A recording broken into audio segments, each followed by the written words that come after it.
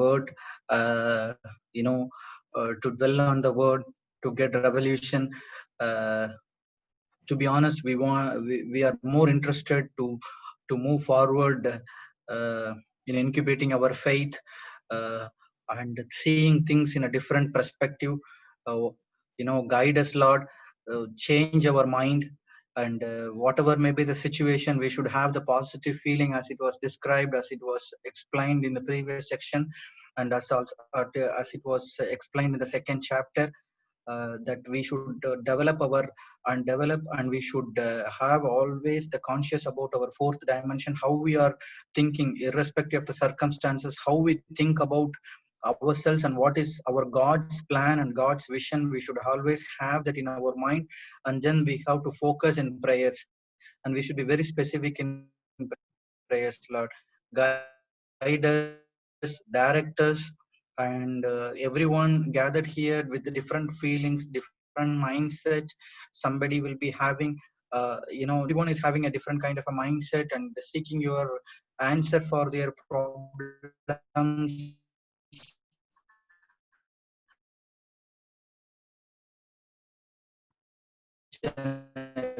Everyone, and we are giving pastors in your hand, and please protect their family. Speak through pastor your kind words. We are hope, and we are listening. In Jesus' name we pray. Amen. Amen. Wow. So Blessy is also joined. Hi, Blessy. Praise God. You know, Praise the Lord, sister. we've been we've been Praise tracking the you. I Lord, think Bless you. Pastor. 4 5 weeks. Hi, Blessy. It's been a long time. Yeah. Good. So glad that How, you joined, Blessy. Yeah. How are you, sister? same Pastor. Good, sister. Thank you. And belated happy birthday. Hope you enjoyed your day. Oh, big time, big time. She enjoyed big time. Yeah. Okay. Yeah. So let's get started. Okay. Fine. So,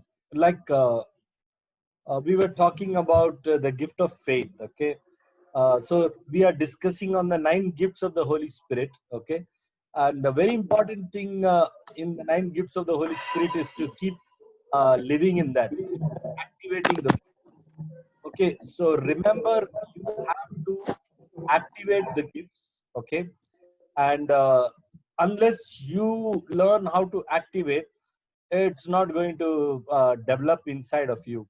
So you have to activate and you have to develop. So you have to activate the gift of prophecy. You have to activate what you call the gift of faith, which I taught you, and the gift of revelation. So that is wisdom and knowledge.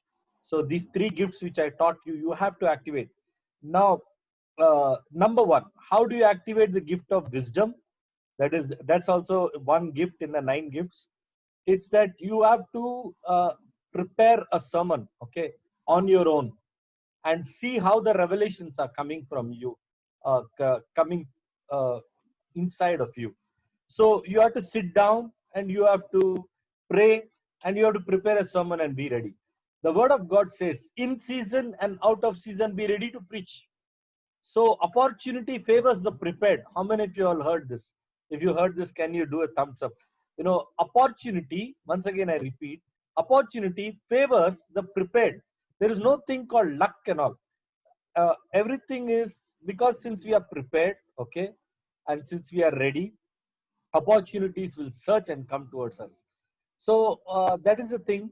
What you have to do is that start preparing sermons, activate the gift of wisdom. So take a particular topic, you know, something that comes in your mind, you know, take that topic and start preparing the gift of, start preparing a sermon or a teaching and see how those revelations they are speaking to you. Now, I'll explain to you. Last week I was sitting and I was catching my guitar and I was playing.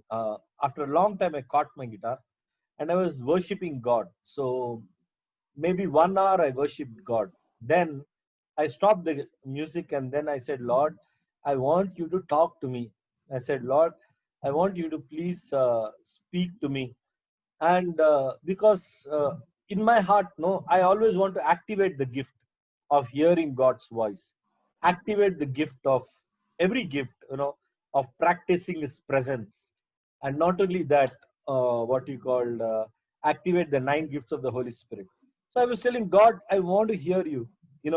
So then I put a condition to God. I said, Lord, I want you to speak about my current situation. Whatever I'm doing now, this moment, I want you to speak about that so that I know that it's you who are talking.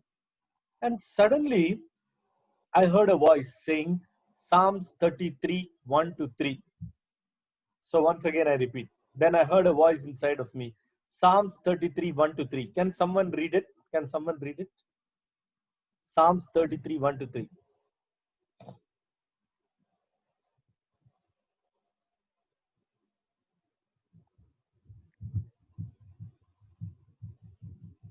Rejoice in the Lord, O you righteous, for praise from the upright is beautiful.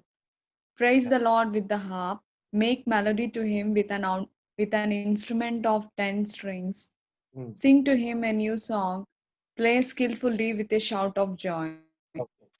And see, that is what I was doing that time. I mean, I was taking the guitar and I was worshiping. So that is exactly what I was doing. And God gave that words which I needed. Okay. So just to confirm to me that I was on the right path and praising and worshiping God. So this is how you activate your gifts. Okay.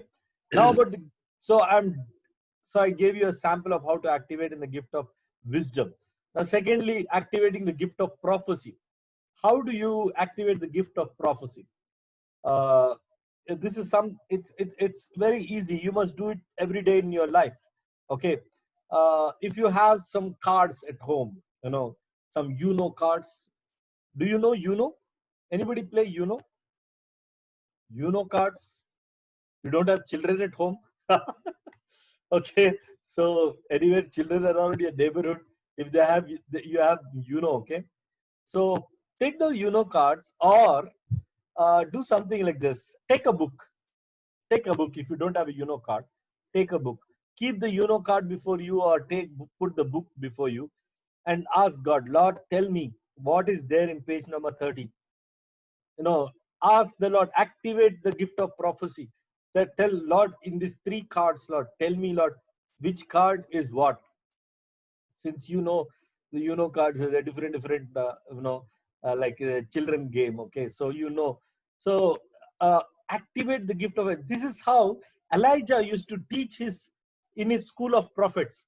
Elisha used to teach in his school of prophets, and I'm doing the same thing with you all. Okay, so that is how you must practice the gift of prophecy.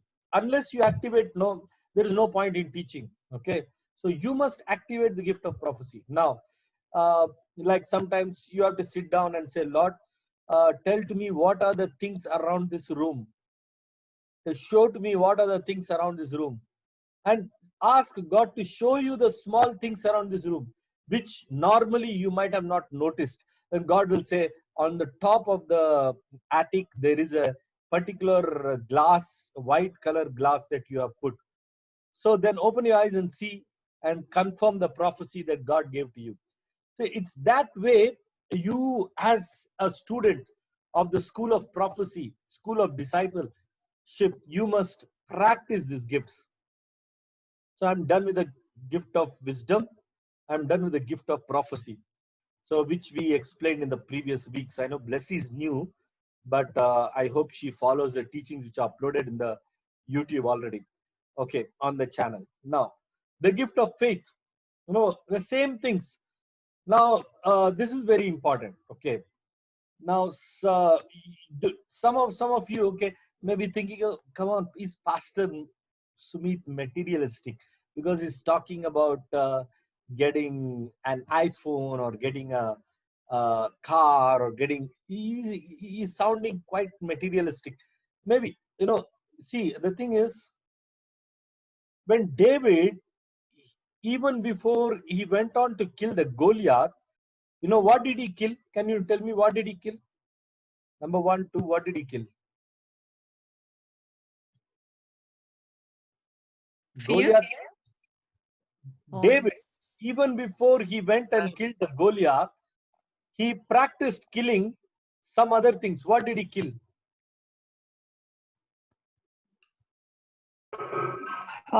Foxes which tried to attack his sheep herd. Ah, okay. Bear and Yeah, the lion. wild Lion and animals. the bear. Yeah, Okay. wild animals. Yeah, I don't Yeah. know exactly. Correct. Blessing. Very good attempt, Blessing. Praise God. I'm happy. So the lion and the bear. So God put the lion first. God put the bear first. And then God put Goliath. Immediately, God did not put Goliath. You got the point? He first put the lion. Then he put the bear. So first the bear, then the lion, and then the Goliath.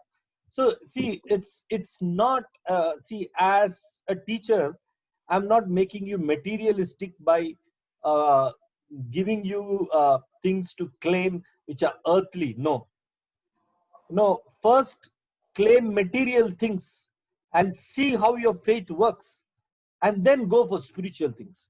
See, that is what exactly happened with me. I started claiming small things when I was working. I was claiming for a job hike.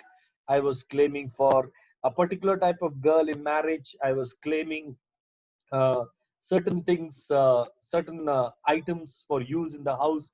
And slowly I got those things and I saw God fulfilling each of my desire. Then immediately I raised up my claims.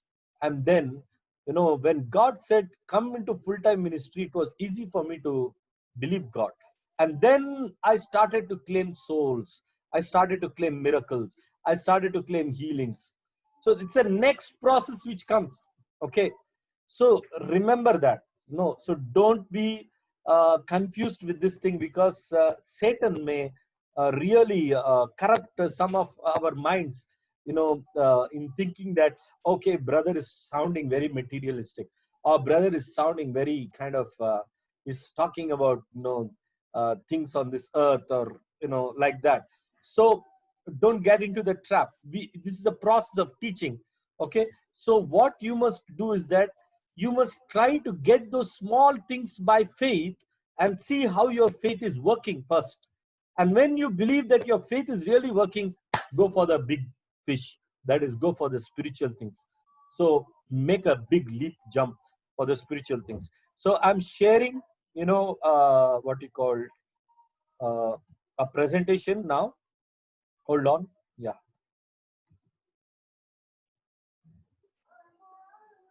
Right. Just 1 minute, guys.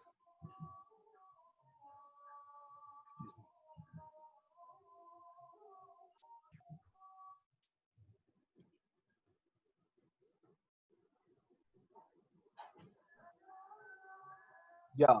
Are you able to see the slide? Just 1 minute. Yeah, yes, Pastor. Okay. Thank you so much. Yeah, that's good. 1 minute. There is a problem. Yeah. Sorry. Okay. Yeah. So we start with the teaching right now. This is the last time reflection on the man of faith, Dr. David Paul Yonggi Cho. Okay, so we were talking about the book Fourth Dimension, and we talked about the principles of faith as outlined in the book. How many of you all read the second chapter of the book? Anybody read? Oh, okay. I think. Yeah. So good. He talks about the fourth dimension.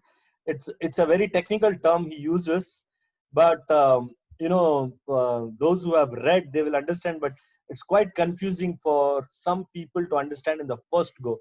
So for myself, it took almost 2 months, because probably he has a science background, maths background. He's a teacher. Dr. Yonggi Cho is a teacher. So that's why God used the principles of geometry in order to explain the principles of faith. So he was talking about a plane, and he's talking about a cubic, and he's talking about the next thing. One-dimensional is a plane, two-dimensional is a cubic, three-dimensional is a square, and then the fourth dimension is above that. So right now we'll not go into all that, okay, but I'm happy that you followed it. Okay, so we discussed in our last meeting that the incubation of faith, he talked about how baby is incubated in the mother's womb, and it takes 9 months for incubation. It's the same way he encouraged us to have a clear-cut objective when we are claiming faith. For example, if we are praying for a bicycle, pray for a certain brand of bicycle. You know, so if you're praying for an iPhone, pray for a certain brand of iPhone with a certain amount. That is, the iPhones come in different amounts. So based on your faith, claim that. Okay, then have a burning desire, pray for an assurance, speak the word. These are the 4 things that he said. Now listen to this.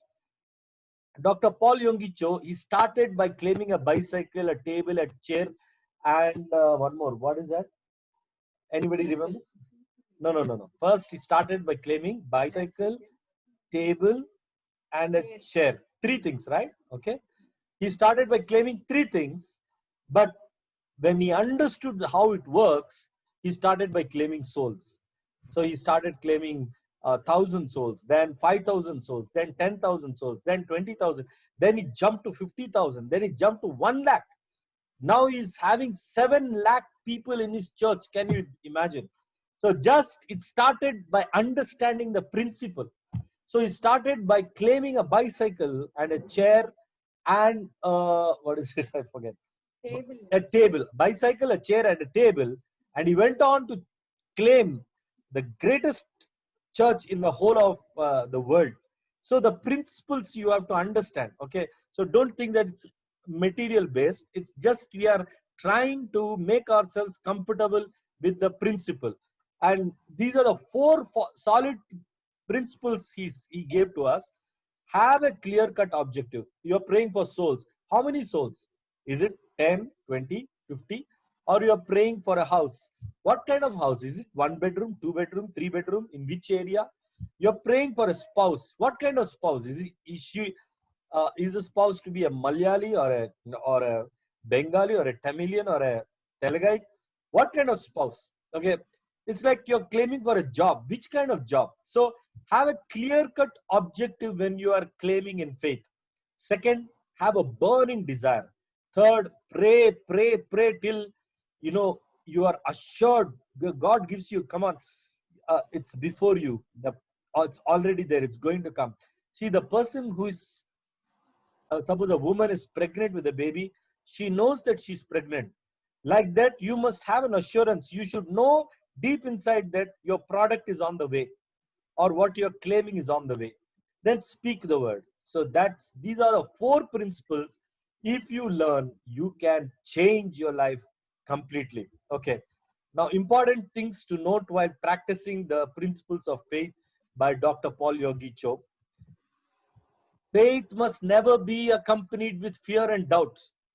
Remember, if you have fear and doubt in the teachings, no, it won't work. You see, I'll tell you. I'll compare God to a dove. Okay. Okay, I'll explain to you. How many of you all have fed pigeons? Can you raise up your hand? Pigeons? Have you? How many of you all or tried to catch a pigeon? Nobody? Okay, I see Blessy. Blessy, you're muted. Yes, Pastor. I have.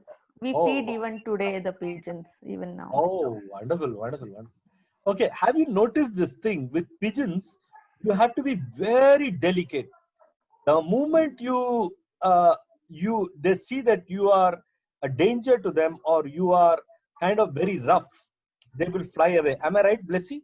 Yes, Pastor. So and only who they see daily, they come to them. Otherwise, they won't. Correct. Okay. So they need a lot of trust, in order to come closer. And see, that's the way God is. God is compared to as a dove. A small doubt you have on these teachings, God will go away from your life. God will distance himself away, saying that, oh, come on, Savita is doubting this principle. So I don't want to give her the benefit of doubt.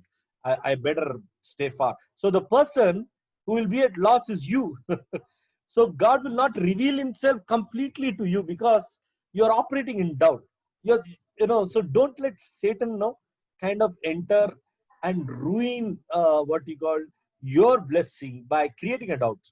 So be very careful about that.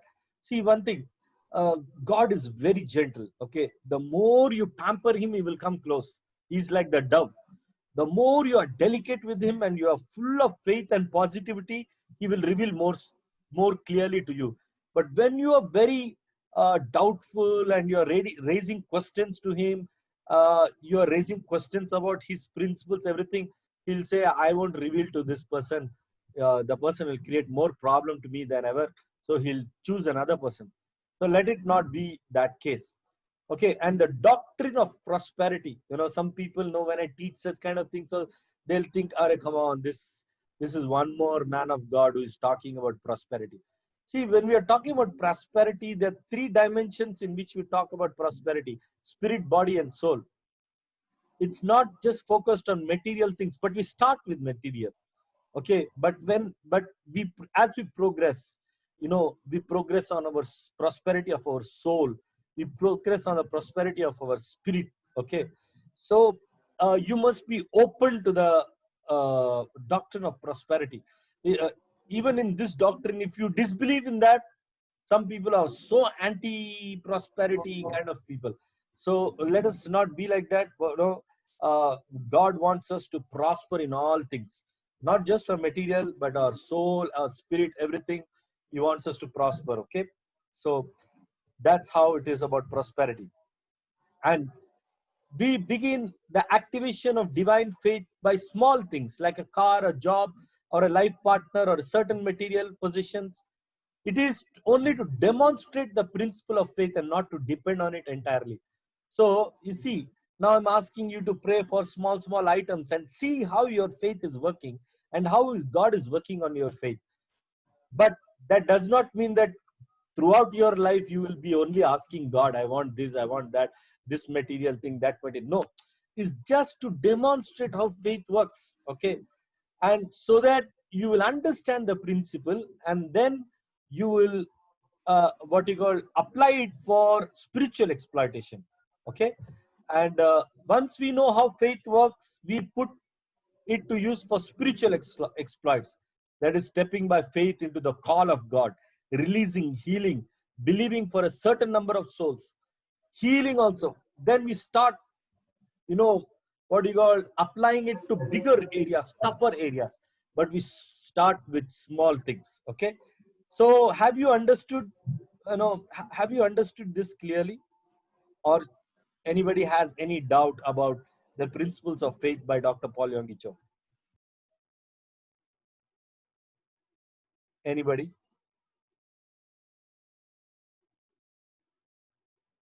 So shall I move ahead?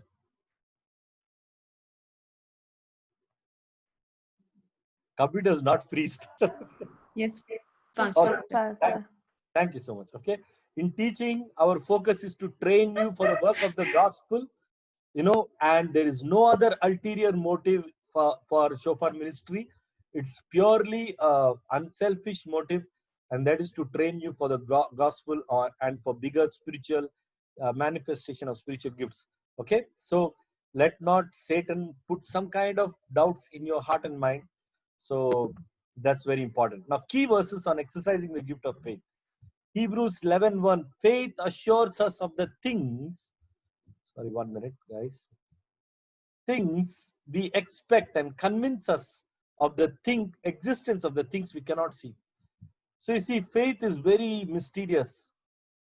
In faith, you are thinking and imagining the things that are in the future, but that don't exist.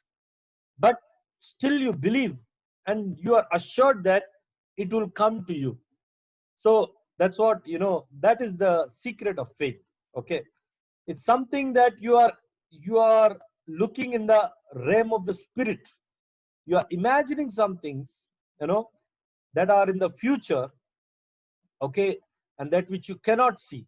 For example, the Gentile world, they always see things and believe. But as Christians who are operating in the gift of faith, we don't see and believe, but we believe and then we see. Oh my God. Praise God. Hallelujah. I said a very powerful quote. Okay. Once again, as Christians, we don't operate like the Gentile world. The Gentile world, they see things first and then they believe. But we as Christians, we first believe and then we see. Okay. The next thing, our 2 Corinthians 5:7, our lives are guided by faith and not by sight. That means, I told you about eyes, right? We have somewhere close to 20-25 eyes, good eyes and bad eyes. So it's not just two eyes we have. We have the eyes of faith also. Those eyes of faith can see things in the future. They are different. They are spiritual eyes. Somewhere they will sit in the mind. Okay. So there are different kinds of, there's an eye of mercy and compassion. When you look at certain things, you are moved with compassion. That is the eye of mercy and compassion. So they're different. There's an eye of discerning.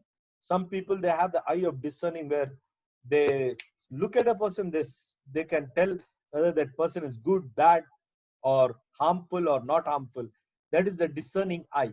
In the same way, faith, the eyes of faith, they can see things actually in the future. They can see it manifesting. Praise God. Hallelujah. So they can actually visualize things, in the future that are coming, that are coming closer. So it's a beautiful thing. And Romans 4:17, this is a solid scripture on faith. I depend on this scripture a lot. It says, Abraham believed when he stood in the presence of God, who gives life to the dead people and calls into existence things that don't even exist. So you see how Abraham was learning from God. He understood one thing about God, that God calls things that don't exist, but as if they exist. For example, God is looking to Abraham and is telling, Abraham, I see that you will be having billions of children, but they were not there. The billions of children were not there. Children as many as the stars, which are in billions. And hello. We can hear you, Alex. Thank you. I thought you slept. No.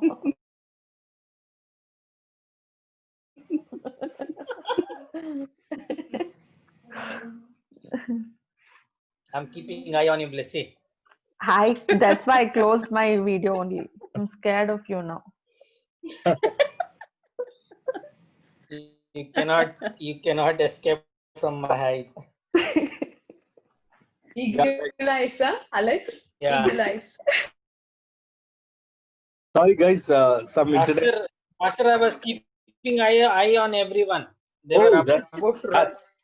That's so nice of you. Okay. I told There's them. a great danger and then sleeping. Okay. Yeah. Yeah. So thanks, Alex. Really, that's much needed. Okay. Yeah, Blessy dozed. That's why she turned off the video. Did you read the Bible actually where Paul was teaching? One man was sitting in the first floor and he slept and he fell down.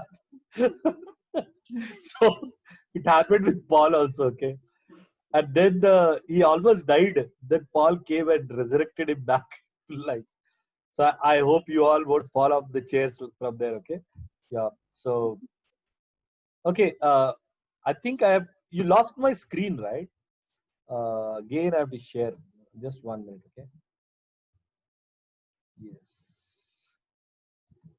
Yeah. Okay. Right. So, Romans 4:17 is the key. Okay. Now, the next verse, Mark 11:24. This is what Paul Yonggi Cho says. That's why I tell you, Jesus said to have faith that you have already received what you pray for and it will be yours. You got that? Amen. Can we clap, for this verse? It's a beautiful verse. Can we all, really thank God for this verse? It's a very powerful verse. If I tell you to have faith that you have already received whatever you pray for and it will be yours. See, a lot of people are not able to receive the answer to their prayers because they're not believing, 100% that they are receiving what they are praying for. See, when you're praying, you should pray, as if you have already received. Like, you should see it before you. For example, you're praying for a job. You should say, Lord, I thank you, Lord. I have received the job.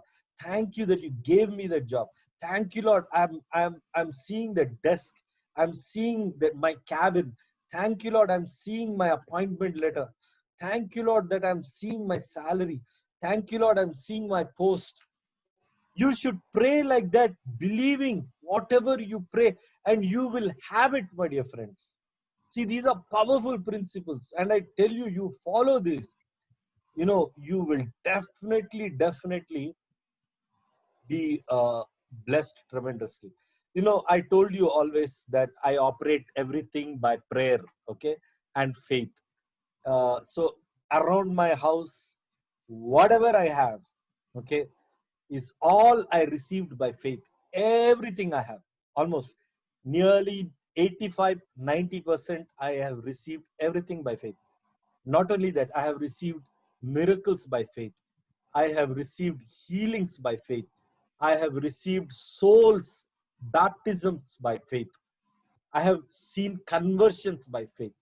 Okay, everything worked out by faith to me. I'll tell to you one spiritual thing. When I came to Hyderabad, I was praying to God for our center to start, and our Shofar Center, biblical center. And I prayed for a lot of time, and believing that in this area where I stayed in Sainik Puri, God will give me a center, to start up our Bible, church, our evangelism, everything. And suddenly God gave to me an assurance in my spirit that it's there in Sainik Puri. So I told one of my cousin, I said, I got a word that there is some place in Sainik Puri where God has kept for me. And what do you say, Anna? You know this colony very well. Is there any? So he said, hey, do one thing. Tomorrow morning, we both will go circle the area and we will see. Then he was circling the area, and suddenly he stopped near one shutter, near one building where there were 4 shutters. And he said, I know this uncle, and this shutter is closed since past 6 months. Maybe he may be looking out for a rent. So he went and he asked. That man was a military man, and God's grace, that man was a Christian. His name was Colonel Anand. Okay, so I went and met Colonel Anand, and he said, "Oh, come on, sit down." And I said, "What do you do?" I said, "I'm from Bangalore and all that. I'm a pastor. I have a churches in Bangalore, and now I'm pioneering here in Hyderabad." So he looked at me and said, "Okay, Pastor Sumit. Okay, I was looking for a Christian owner, Christian tenant for my building. You can as well take it. How much will you be able to pay?" So I said, "Not a very big budget, but this much I will be able to pay." He said, "Done deal. Go check in. It's all yours." He said. Simple. I got a Christian owner, a Christian place to rent by believing and by seeing. Praise the Lord. Hallelujah. Can we give a good clap offering of praise to Jesus?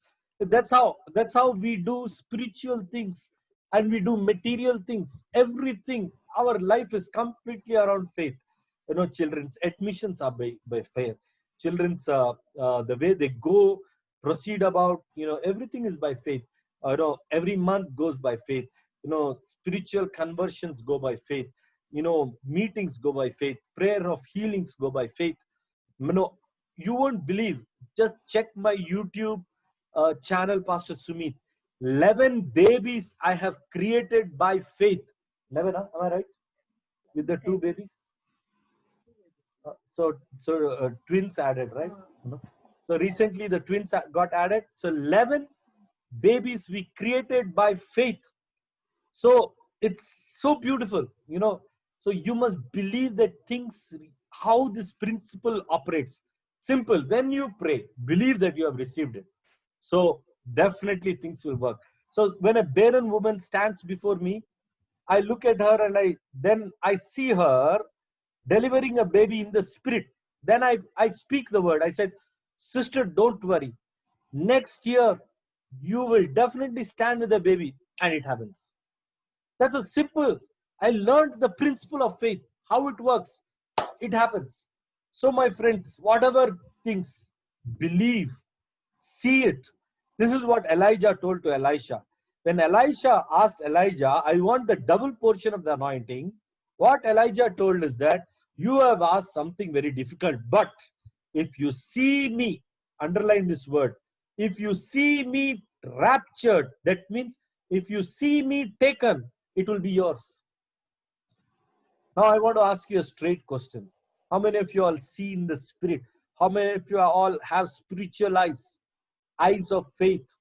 How many of you all see your jobs? How many of you all see your life partners? How many of you all see your needs supplied through the eyes of faith? How many of you all see your debts getting cleared through the eyes of faith? How many of you all see a house being created through the eyes of faith? How many of you all see stepping into the ministry through the eyes of faith? How many of you all see winning souls for Jesus Christ and his kingdom through the eyes of faith? So this is what Elijah told to Elisha. He said, if you see me, if you have spiritual eyes, and if your spiritual eyes see me taken up, then it will be yours. Hallelujah. Okay. Now, I'm summarizing and closing up the teaching. Now, by faith, what you can receive. I've written down certain things, and I believe that these are the gift of faith is the greatest gift.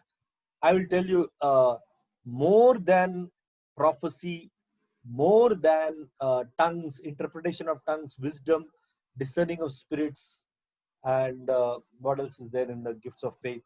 And more than anything, the gift of faith is the most blessed gift. If you are really serious about taking this gift, you can do anything and everything. It's so powerful. Don't underestimate the gift of faith. Okay, prophecy is also very, very powerful, but faith also in its own way is very powerful. Okay, now what you can receive by faith. Job 22 verse 28. Can someone read it? Yeah, it's there on your screen. Can someone read it? You will also declare a thing and it will be established for you. So light will shine on your ways. Now you see what is the scripture saying here. You will declare a thing. That means you will proclaim. That means you will release it from your mouth. You will say, thus it shall happen to you. Thus you will be blessed. Thus you shall conceive. Thus you shall be healed. Whatever you declare, it shall be established for you. And you're declaring it by faith, my friends. You're declaring it by faith. So it's how beautiful, my friends. 1 minute. Am I recording this session? Oh, just hold on, guys. It's a very powerful. It's on recording mode. It's on recording mode. Thank you so much. Okay, thank you. That's so nice of you. Okay, so if you are declaring it, if you're declaring it by faith, that's what I have done most of the time. I went into one house, okay, and I saw a woman. Her name is Amala Mary, okay. That that family, the whole family, they love us a lot. Amla Mary, Mary Rakini, Sister Priya, they're in the Shofar group also, okay. And this Sister Amla Mary, she was bedridden with TB, okay, in her spine, and they called me for prayer. So I went into that room. This testimony is there on YouTube also, on my channel, Pastor Sumit. I went, and when I went and saw her, she was flat on the bed, sleeping, and the doctor said 6 months she should not walk, and secondly, she was pregnant, and the doctor said she has to abort the baby. So I stood there, and I was full of faith. So much faith I had in me.